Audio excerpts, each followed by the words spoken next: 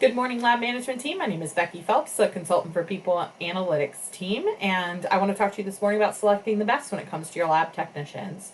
So the first thing we did was collect the data from 134 employees based off of their performance appraisal. These are employees that are still with the company, and you can see that I've provided you some additional demographics over to the right. We used correlation and multiple regression analyses to determine what's working. Does the interview work? Does the interview work with one other method? Or do they all work? So let's take a look at what we found. The first question, which selection instruments are working? And you can see that there are 4 instruments highlighted in green. Those 4 instruments are the ones that are working. We ran a correlation matrix, which basically asked if each test compared with predicting job performance was statistically significant. And I know that it's statistically significant because of the P column. The P column here lets me know that it's statistically significant if it's less than 0.05. For example, the Wonderlic test, its p-value is 0.033. That lets me know that it's happening 3 times out of 100 by chance, which shows me that it is statistically significant. It is on purpose predicting job performance. And so you see the same with conscientiousness personality test, simulation test, and interview rating.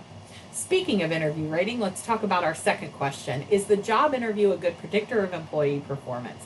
And you can see here that based on that p-value, it is statistically significant.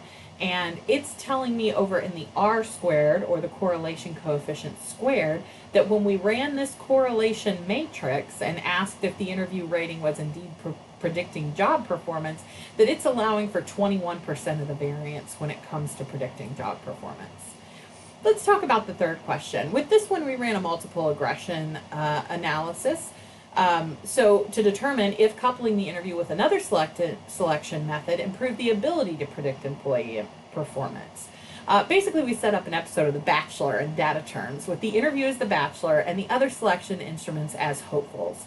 So you can see that we determined that conscientious and simulation tests were the 2 hopefuls that in fact were better together with the interview than they were apart. So conscientiousness, we see that the p-value is less than 0.001, which is less than 0.05.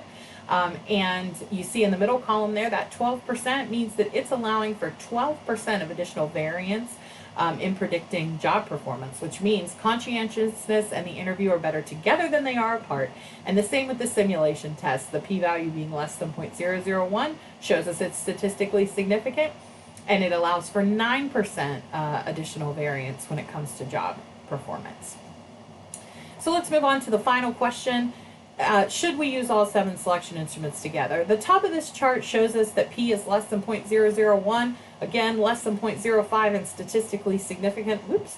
And so it's showing us that we have an award-winning team here, a championship team, but we want to look down in our roster to see if some instruments are pulling their weight a little better than others. And what we see here is that conscientiousness, simulation test, and interview rating are all less than 0.001, whereas the others are greater than 0.05, which means that those 3 that I've put an arrow beside there are the ones who are pulling their weight over and above the other selection methods, and the ones that you should rely on to select your lab technicians. Of course, I'm here for questions and anything you might need. Thank you for your time today.